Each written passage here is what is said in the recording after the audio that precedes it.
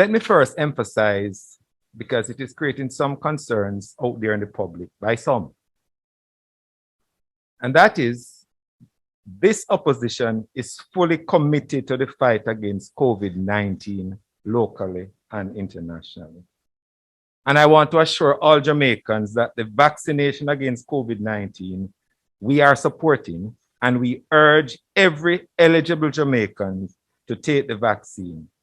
It is our best defense against the coronavirus. However, the recent debacle in the vaccination program points to an absence of overarching responsibility by an individual or entity entrusted with the overall management of the vaccination program. The opposition has consistently called for the appointment of what has been or become to be known as a czar. Today, we are again making the call for the appointment of such a person. This person would help to coordinate all the various elements of the vaccination program in a centralized hub. And there are reasons why we are calling for that. We're also placing on record our concern about the decision of the Ministry of Health and Wellness to administer all the Pfizer vaccines, which were Pfizer vaccines, with due regard to the fact that 2 doses were required. Some 220,000 plus doses of vaccines were administered in August into September. Sound judgment would have dictated administering a half of that, which is over 110,000 doses for the first round, and reserving the second amount for the second jab. However, what did we see? The Ministry of Health and Wellness administering the Pfizer vaccines to everyone, all and sundry, walking into the vaccination center. This occurred despite the fact that the vaccine, by policy, being designated for children between 12 and 18 years of age.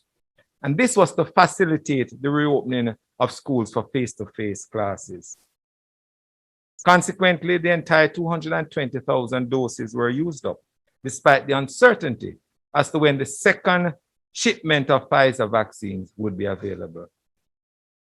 The dilemma worsened because many persons scheduled for second doses have gone way past the 21 days.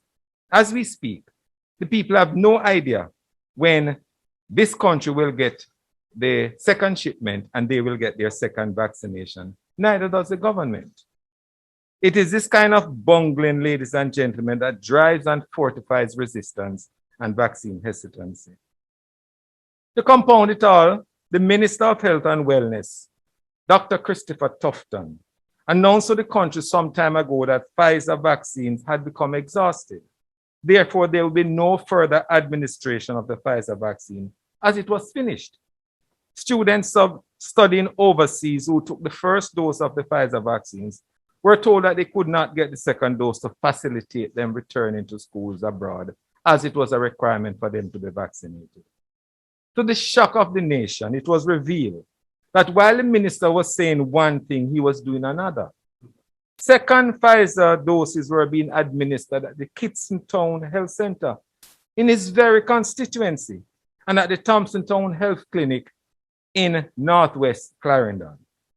The JLP Council for the Thompson Town Division even tweeted that second doses of Pfizer vaccine, as well as first and second dose of AstraZeneca and single dose of Johnson & Johnson were being given that day. And all they wanted were people to come out and receive those jabs. Why did the minister announce that there were no more Pfizer vaccines?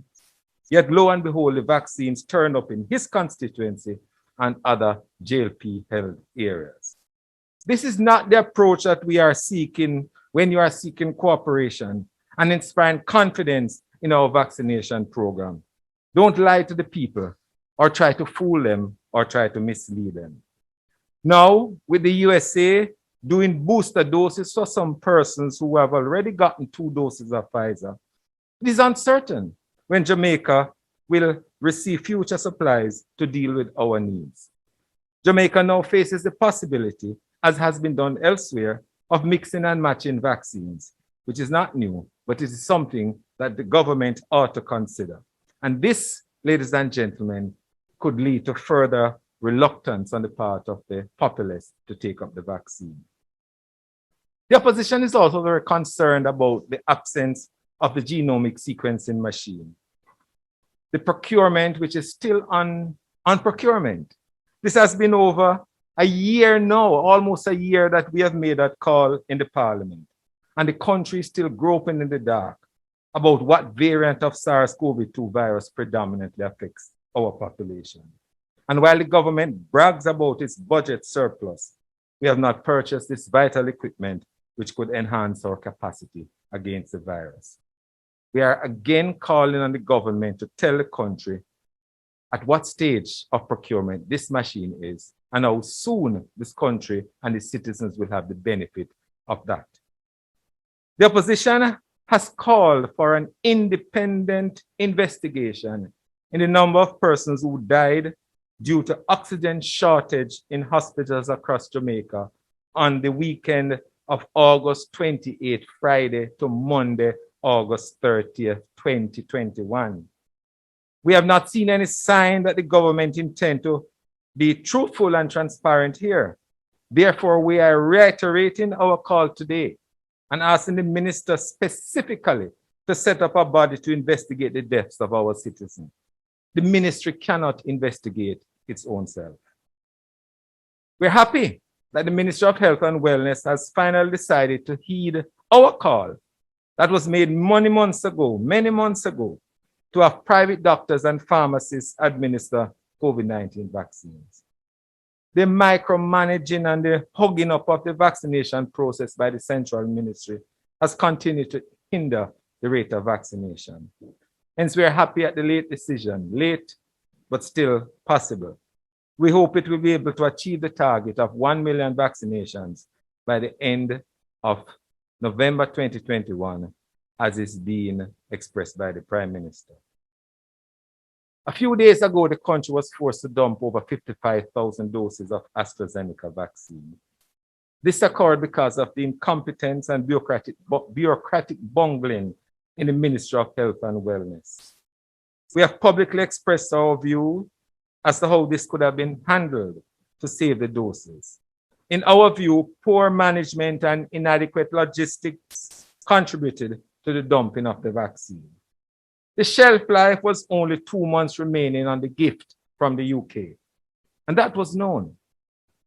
Had there been some proper oversight, the British donation with a shorter shelf life would have been given first, followed by the Canadian source vaccines, which was also a gift which had a longer shelf life. The waste of the British gift would have been avoided. However, wasting that donation, can the country again seek to get vaccines from those benefactors? Another shipment of approximately 200,000 doses of vaccines will expire at the end of this month. We cannot emphasize enough that there should be no repeat of the vaccine dump when people are dying from COVID-19.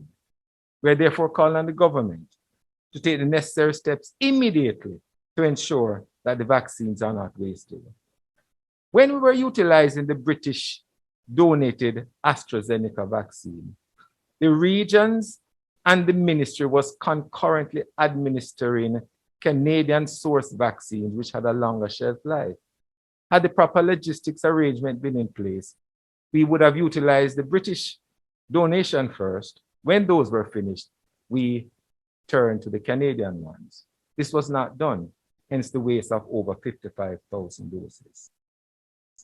We also repeat our call made earlier this year to expand the vaccination program by taking the vaccines to the people instead of making people come to the vaccines.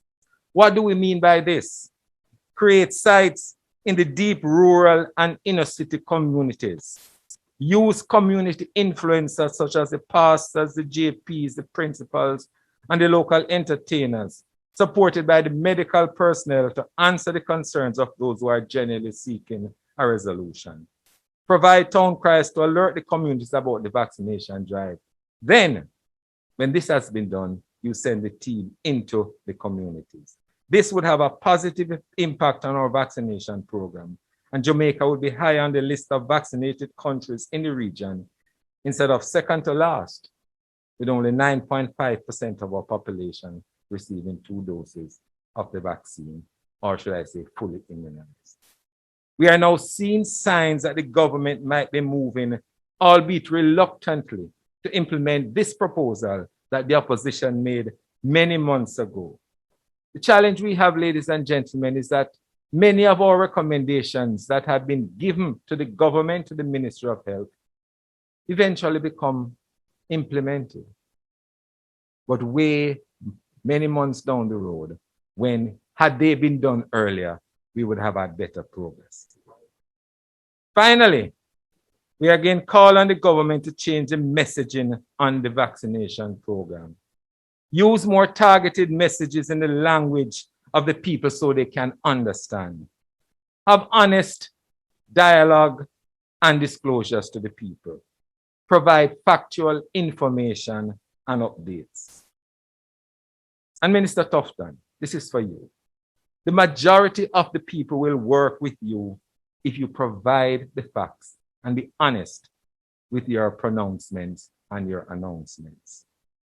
While the country is consumed with the COVID pandemic, the government should not be unmindful of other health issues that confront the nation. And I'll just mention two here. The reported shortage of BCG vaccines in the country, which is used to prevent children from getting tuberculosis, is worrying, as it's not only affecting the Southeast Regional Health Authority that came in the news. There's widespread shortage of BCG vaccines in other regions. And secondly, whilst the polio epidemic, is still fresh in the minds of our Jamaican people, we cannot, during the COVID pandemic, allow that to happen because polio vaccines is also short in this country. And we're calling on the minister to speedily procure the necessary supplies for distribution to the health centers as a matter of priority. Because when children come to be vaccinated at the health centers now, the polio vaccines are delayed, they get the other ones and are told to come back at a later date for polio. We cannot have a possibility of a polio epidemic during or after this COVID pandemic. I will conclude by reminding many of us that there are many other issues in the health sector, but we will raise them another time. And one of those include the continuous saga at the Cornwall Regional Hospital.